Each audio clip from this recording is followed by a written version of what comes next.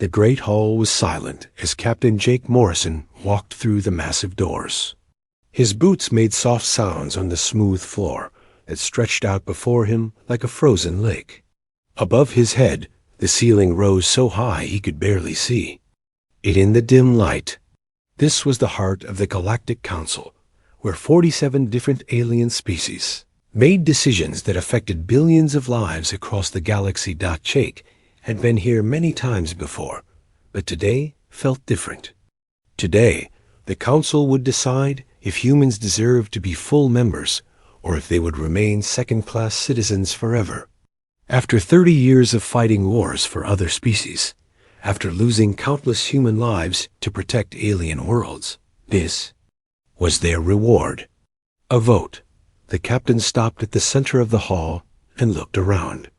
Creatures of all shapes and sizes filled the curved seats that rose up like steps around him.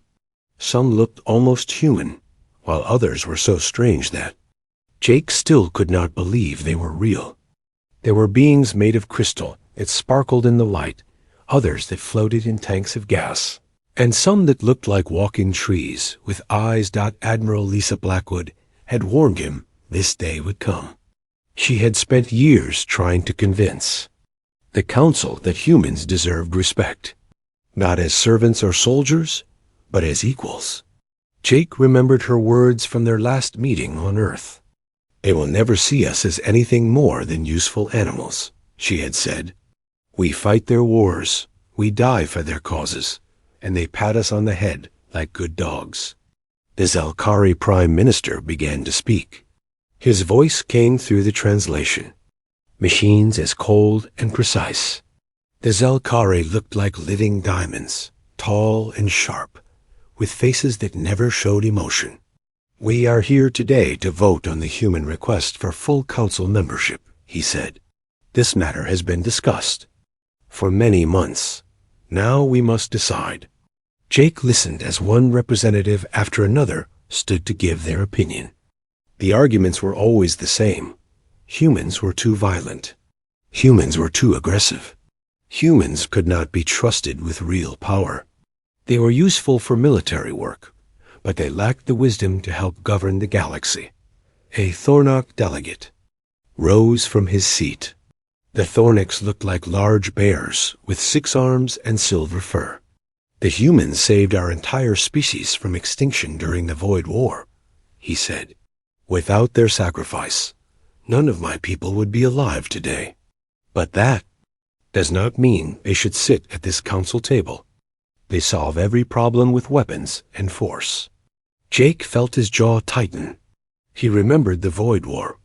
He had been a young lieutenant then, serving on the battleship Liberty. The Thornocks had been completely surrounded by enemy ships. Their homeworld under attack, their people dying by the millions. The council had debated for weeks about what to do while the Thornocks begged for help. It was the humans who finally acted. Admiral Rodriguez had taken the entire Third Fleet into Thornac space without waiting for council approval. The battle lasted 6 days. Jake lost half his friends in those 6 days. The human ships fought until their weapons ran out of ammunition, and their hulls were full of holes, but they won. The Thornock homeworld was saved. Now that same Thornock was voting against human membership. The Pelian ambassador spoke next. The Pelians were thin and pale, with large black eyes and delicate hands. "We are grateful for human protection of our trade routes," she said. "Their ships have kept our commerce safe for 20 years, but gratitude is not the same as trust. Humans are too quick to use violence. They do not understand the subtle arts of diplomacy and negotiation." Jake almost laughed. The Pelians had begged for human help when pirates started attacking their cargo ships. The council had formed committees and study groups and discussion panels. Meanwhile, Pelian crews were dying every day. The humans sent warships. The pirates stopped attacking. Sometimes the simple solution was the right solution. One by one, the speakers made their arguments. The humans were thanked for their service. Their bravery was acknowledged. Their sacrifice was honored. But in the end, they were still not good enough to be full members of the Council. Ambassador Helen Wright had tried to speak for humanity earlier that day. She was one of the smartest people Jake had ever met, with degrees in law and history and alien cultures. She had spent hours explaining why humans deserved membership. She talked about human achievements in science and medicine. She showed records of human aid to disaster victims across the galaxy. She presented evidence of human contributions to art and literature and philosophy. None of it mattered. The Council had already made up their minds. The Cathari representative was the worst. The Cathari looked like tall, thin humans with blue skin and silver hair. Dr. Paul Martinez had spent 15 years working on their genetic problems. Their entire species had been dying from a disease that attacked their DNA. Human scientists found a cure. Human factories made the medicine. Human doctors taught Cathari physicians how to use it. We owe our lives to human medicine, the Cathari said. But medical skill does not qualify a species for Council membership. Humans lack the emotional maturity needed for true leadership. They are driven by passion rather than logic.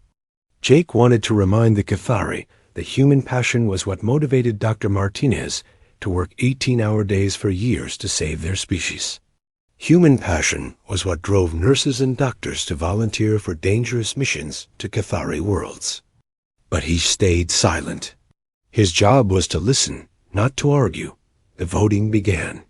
Each species was called by name. Each representative stood and announced their decision. Jake watched the numbers change on the large screen above his head. Against, a few abstentions. No votes in favor. When it was over, the final count appeared in glowing numbers. 43 species voted against human membership. 4 species abstained. 0 species voted in favor. The Zalkari Prime Minister announced the result as if he was reading a shopping list. The motion for human full membership in the Galactic Council is denied. Humans will remain under protectorate. Status: this session is now closed. Jake stood in the center of the hall as the alien representatives began to leave. Some of them looked at him with what might have been sympathy. Others avoided his eyes completely. A few seemed pleased with the outcome. The captain reached up and touched the communication device on his collar. His voice was calm and steady as he spoke 2 words that would change everything. Protocol 7. Across the galaxy, every human ship, station, and settlement received the message at the same time. Protocol 7 had been planned for years, but everyone hoped it would never be needed. It was simple and complete. All humans would leave Council. Space immediately.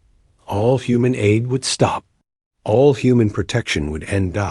After 30 years of faithful service to ungrateful masters, humanity was going home. Commander Ben Parker stood on the observation deck of Kepler Station and watched the last human transport ship dock at the loading bay. The massive space station had been humanity's pride for over 20 years. It orbited the neutral world of Centauri Prime, right in the heart of Council space. From here, humans had coordinated relief efforts, scientific research, and diplomatic missions across 47 different star systems. Now it was time to pack up and leave. Ben had received the Protocol 7 message 6 hours ago. The orders were clear and simple. All humans were to abandon Council space immediately. No exceptions. No delays. No second chances. Every piece of human technology, every research project, every aid mission was to be shut down and brought home. Doctor Amy Collins walked up beside him, carrying a datapad that glowed with lists of equipment and supplies. She had been the station's chief scientist for 12 years. Her research had saved millions of alien lives. Her medical discoveries had helped species that were on the edge of extinction. Now she was packing it all into storage containers. The vegan medical facility is asking if we can leave behind the cancer treatment equipment, she said. They have thousands of patients who will die without it. Ben shook his head. Protocol 7 means everything. We take it all or we destroy it. Those are the only options. Amy looked out at the stars. I spent 8 years developing that treatment. It was specifically designed for vegan biology. No other species can use it. Then I guess the Vegas will have to figure out their own solution, Ben said. His voice was harder than usual. They voted against us yesterday. Every single one of them. The commander turned away from the window and walked toward the command center. The hallways of Kepler Station were busy with activity. Human crew members were dismantling equipment and packing supplies. Everything that could be moved was going back to Earth. Everything that was too big to move was being prepared for destruction. In the communications room, Lieutenant Gary Chun was shutting down the emergency response network. For 15 years, this system had connected human rescue ships to disaster zones across the galaxy.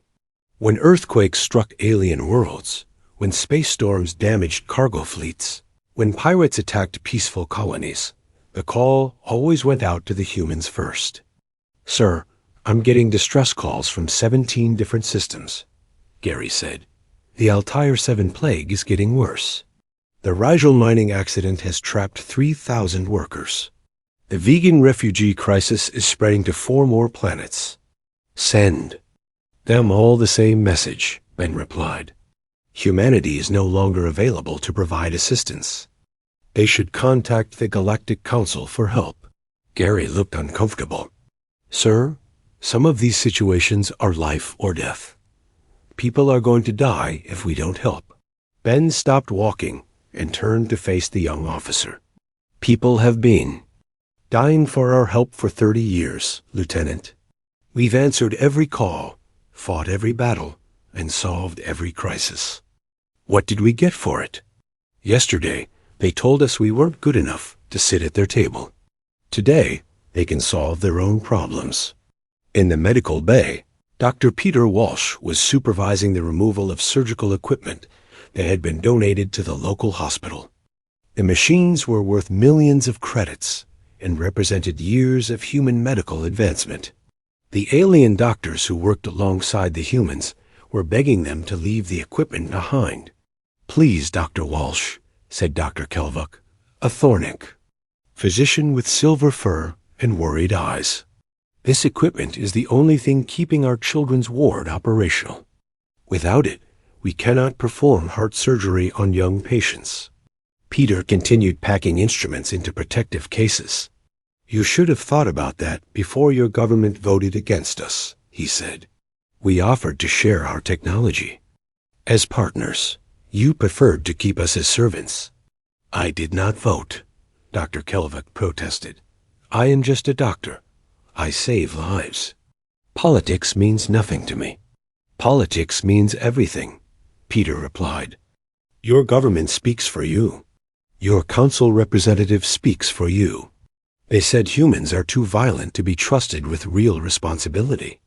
Well, now you get to see what the galaxy looks like without human violence protecting you. Captain. Nina Rodriguez was having the same conversation on her hospital ship, the Mercy. The ship was 3 days away from Altair 7, where a plague was killing thousands of people every day. Her medical supplies and equipment could stop the outbreak. Completely. The cure was already developed and tested.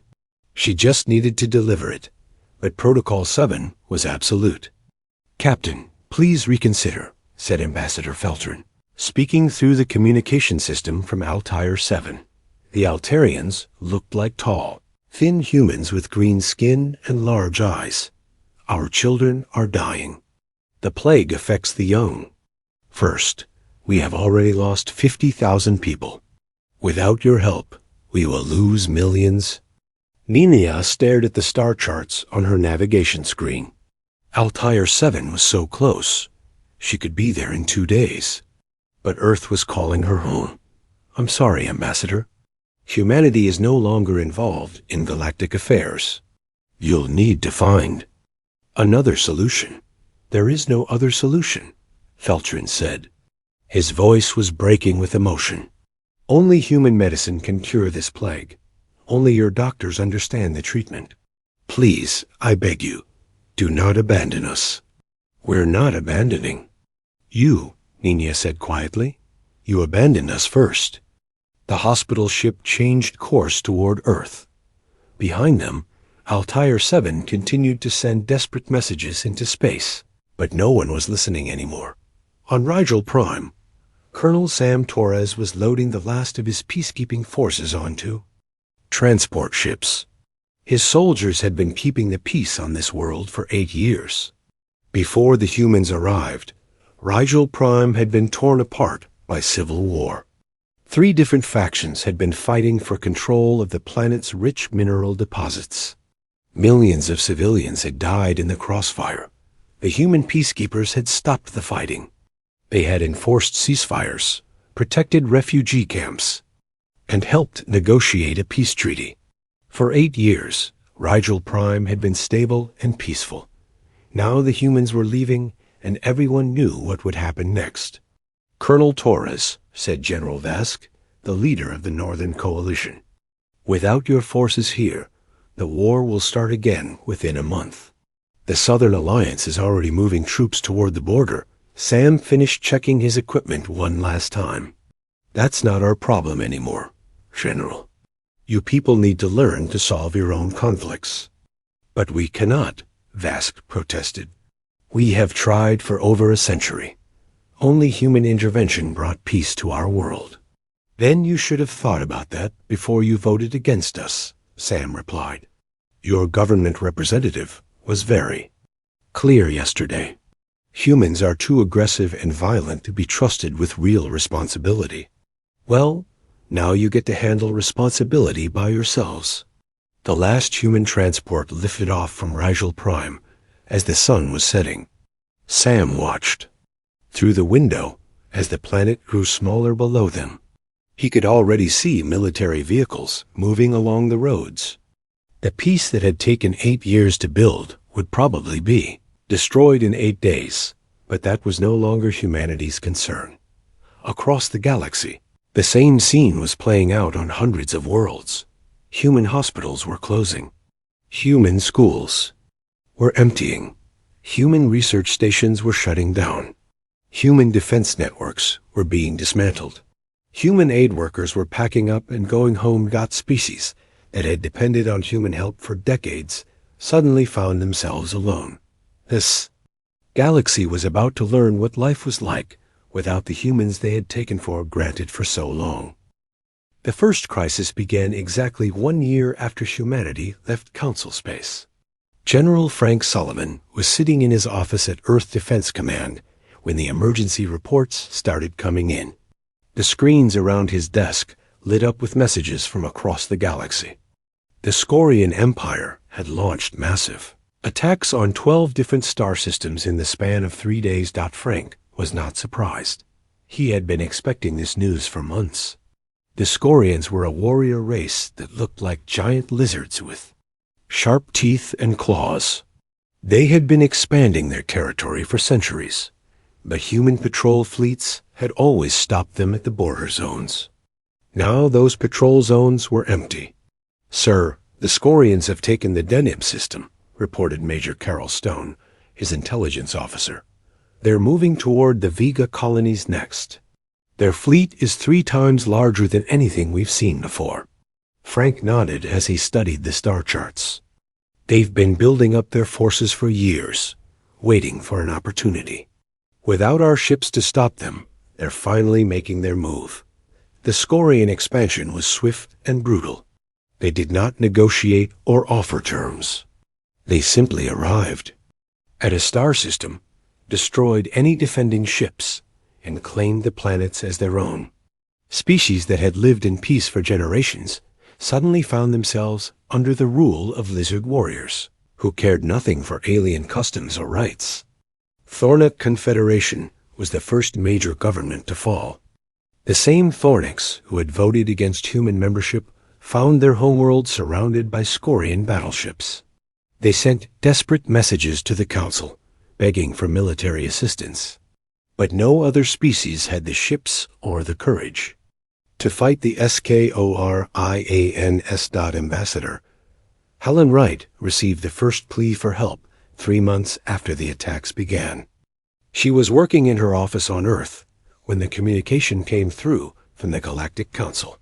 The message was from the Zelkari Prime Minister himself, the same being who had announced humanity's rejection a year earlier, Ambassador Wright. The crystal being said, his voice no longer cold and precise, but worried and uncertain. The Skorian situation has become critical. The Council requests immediate human military assistance to contain their expansion. Helen almost laughed. I'm sorry, Prime Minister, but humanity is no longer involved in galactic military affairs. You made that very clear when you voted against our membership. This is different, the Zelkari replied. This is a crisis that threatens the entire galaxy. Surely humans can put aside past disagreements to help maintain peace. The humans put aside disagreements for 30 years, Helen said. We fought your wars, died for your causes, and asked only to be treated as equals. You decided we weren't good enough. Now you can solve your own problems. The communication ended, but more messages kept coming. Every day brought new requests for help from species that had once considered humans too violent and aggressive. Now that same violence was exactly what they needed to survive. Dr. Amy Collins was monitoring the situation from her new laboratory on Earth. The reports she was reading painted a terrible picture of what was happening across the galaxy. The Cathari Confederation was dying from the same genetic disease that had nearly destroyed them 20 years earlier. Without human medicine and ongoing research, the Cathari population was falling rapidly. Dr. Paul Martinez had developed treatments that kept their genetic problems under control, but those treatments required constant updates and improvements. The Cathari had tried to continue the work themselves, but they lacked the knowledge and experience to maintain the complex medical systems. The Cathari are asking for emergency medical assistance, Amy told her research team. Their population has dropped by 30% in the last 6 months. They're facing complete extinction within 2 years. Dr. Peter Walsh, who had transferred from Kepler Station to Earth's medical command, shook his head. They voted against us. They said we lacked emotional maturity. They can show us their emotional maturity by finding their own solution. The plague on Altair 7 had spread to 16 different worlds. Without human medical intervention, the disease had mutated and become even more deadly. The Altarians had tried to recreate the human cure, but they couldn't understand how it worked. Their own scientists were too different from humans to comprehend human medical knowledge. Captain Nina Rodriguez read the daily reports with growing sadness. The Altarian death toll was approaching 10 million people. Children were dying first, just as Ambassador Feltern had warned. But Protocol 7 was still in effect, and Earth's government showed no signs of changing their position. The situation on Rigel Prime was even worse. Colonel Sam Torres had been right about what would happen after the human peacekeepers left. The civil war had restarted within 2 weeks. The 3 factions that had been held in check by human forces immediately began fighting for control of the planet again. But this time, the war was more vicious than before. Each side blamed the others for driving away the human peacekeepers.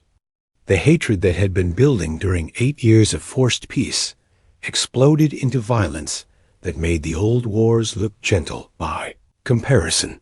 The trade routes that had been protected by human patrols became hunting grounds for pirates and raiders. The Pelian Merchant Guild, which had controlled galactic commerce for decades, found their cargo ships under constant attack. They had depended on human protection for so long that they had forgotten how to defend themselves. Within 18 months, the Pelian trade network collapsed completely. Ships that had once carried goods between hundreds of worlds now sat in port, too afraid to travel. The galactic economy which had been stable for generations, fell into chaos. Commander Ben Parker was tracking all of these developments from his new position at Earth's Strategic Intelligence Center. The same aliens who had called humans too aggressive were now locked in wars that made human conflicts look like minor disagreements. The Vegan Republic is requesting military advisors, his assistant reported. They're facing invasion from 3 different directions, and their defense forces are falling apart. Send them the standard response, Ben replied. Humanity is not available to provide assistance. They should contact the Galactic Council for help. But the Galactic Council was powerless. The species that made up the Council had spent centuries depending on human military might. They had their own ships and weapons, but they had never learned to use them effectively. When faced with real threats, they panicked and made desperate mistakes. The Thornyx went extinct after their homeworld was destroyed in a resource war. The species that had survived the Void War only because of human sacrifice was wiped out by their own neighbors fighting over mining rights. The Council held a memorial service, but everyone knew it was meaningless. The Cathari population continued to decline. Their desperate attempts to recreate human medicine failed over and over again. Their scientists worked day and night, but they couldn't match the knowledge that Dr. Martinez had built up over 15 years of careful research. More species began to disappear.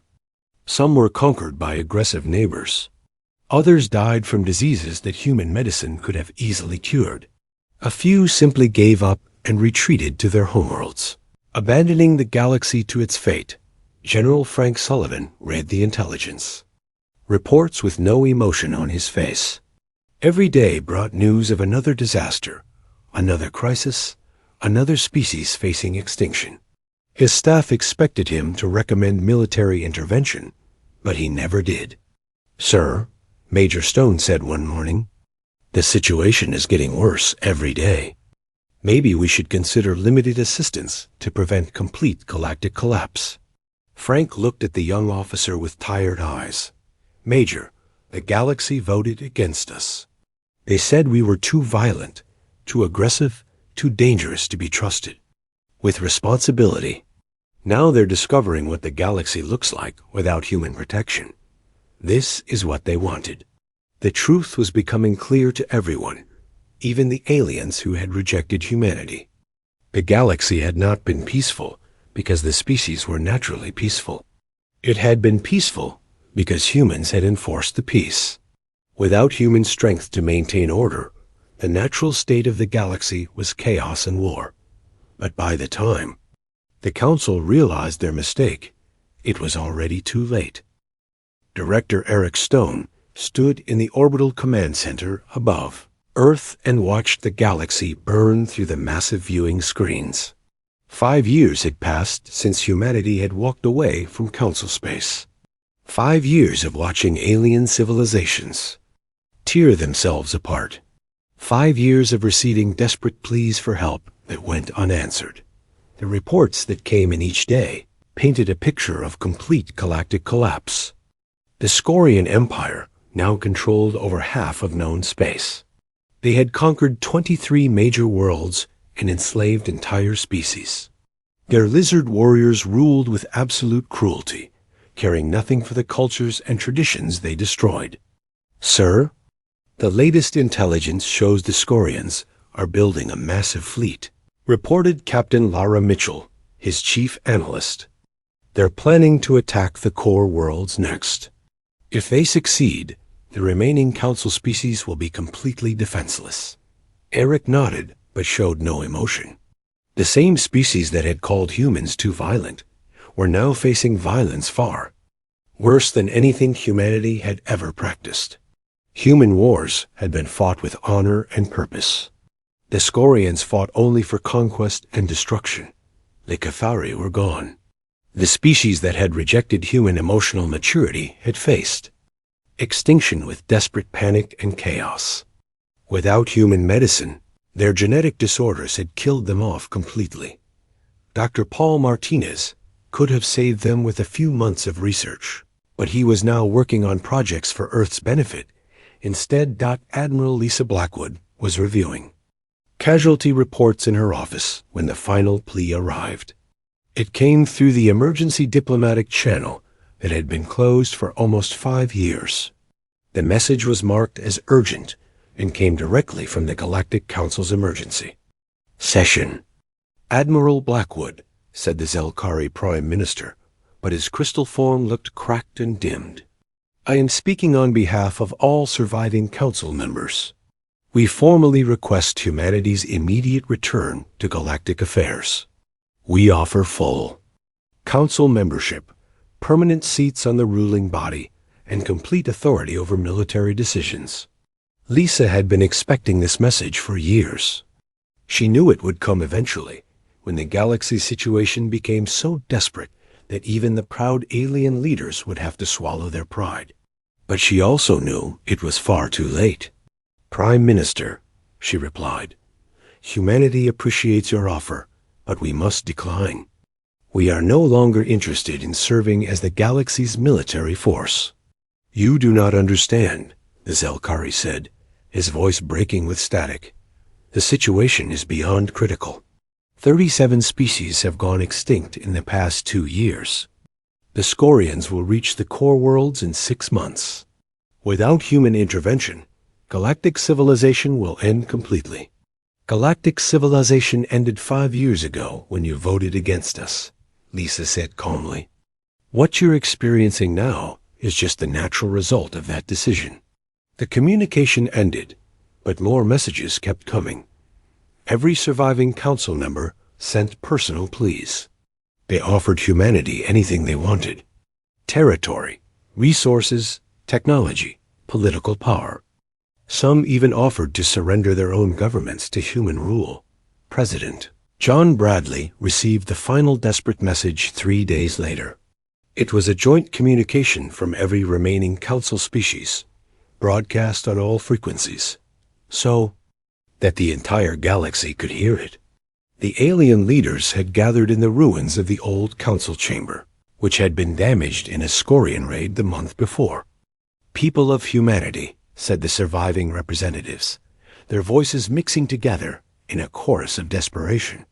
We acknowledge our terrible mistake. We rejected you not because you were unworthy, but because we were afraid. Afraid of change. Afraid of admitting that the natural order was wrong. Afraid that you would show us a better way to live. The message continued for over an hour. Each species that had voted against humanity 5 years earlier now confessed their error. They admitted that human violence had been the only thing protecting galactic peace. They acknowledged that human passion and emotion had been exactly what civilization needed to survive. President Bradley gathered his advisors to discuss the galactic situation. The meeting was held in the same room where they had planned protocol. 5 years earlier. Many of the same people were present, but everything else had changed. The numbers are clear, said Secretary of Defense Robert Clark. Galactic civilization has collapsed completely. Over 40 species are extinct. The survivors are scattered and defenseless. The Scorians will probably control everything within 2 years. What do our military leaders recommend? Bradley asked. General Frank Sullivan stood up to address the group. His hair had turned completely gray during the 5 years of watching galactic chaos. Mr. President, we could stop the Scorians easily. Our fleet is stronger now than it was 5 years ago. We've had time to build new ships and develop better weapons. A single human battle group could probably defeat the entire Scorian Empire. But, the President prompted, but it would mean going back to our old role, Frank continued. We would become the galaxy's policemen again. The same species that rejected us would start depending on us again. Within 10 years, they would probably start resenting us again. The cycle would repeat. Dr. Amy Collins had been quiet during most of the meeting, but now she spoke up. Mr. President, I've been monitoring the refugee situation. There are millions of alien civilians trapped on worlds that are about to fall to the Scorians. They're going to be enslaved or killed. These are innocent people who had nothing to do with the Council's decision. I understand your concern, Doctor. Collins, the President replied, but we cannot save everyone. The galaxy made its choice 5 years ago. They decided they didn't want human protection. Now they have to live with the consequences. Ambassador Helen Wright had been Earth's representative to the old Council. She had witnessed the final vote that started everything. Now she was watching it all end. The truth is, we tried to warn them, she said.